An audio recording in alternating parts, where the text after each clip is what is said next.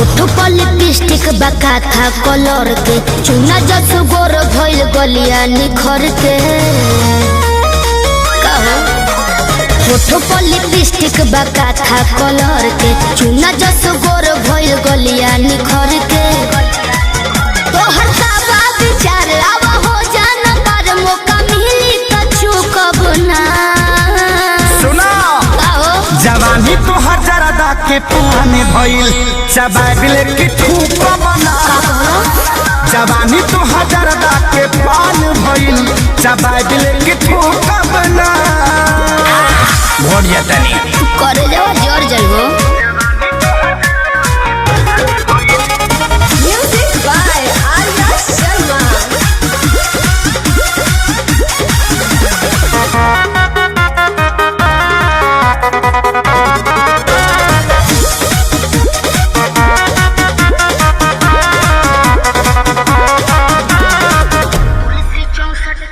तुलसी 64 की मामी ये राजा भइल बा मोर अंगड़ाई यही से ताव पता चाव से दियर खानी की नहसा हो जाई पावर बहु प्यास लगी तुलसी 64 की मामी ये राजा भइल बा मोर अंगड़ाई यही से ताव पता चाव से दियर खानी की नहसा हो जाई मन भइल बगिल पानी डलबा त सुखब ना अच्छा हाँ जवानी तो हजारदा के पुराने भइल चबाबिल के ठूक बना जवानी तो हजारदा के पानी भइल चबाबिल के ठूक बना मछिया के गिर जइबो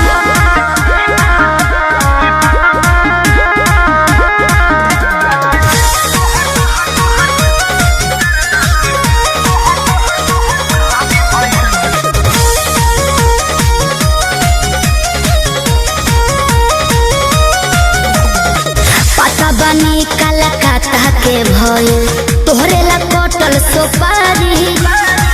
इहे बकारम करी उठी सुती पारन आदत लगवल खेसारी ज्यादा हो बाबू जियान हो जइबो पता बनी कलकत्ता के भइल तोहरे ला कटल सुपारी इहे बकारम करी उठी सुती पारन आदत लगवल खेसारी रोज आंसू विवेक खाई चाहे के लाइन दी है तो कब ना जवानी तो हजारदा के पुराने भइल चबाबिल के ठूक बना जवानी तो हजारदा के पानी भइल चबाबिल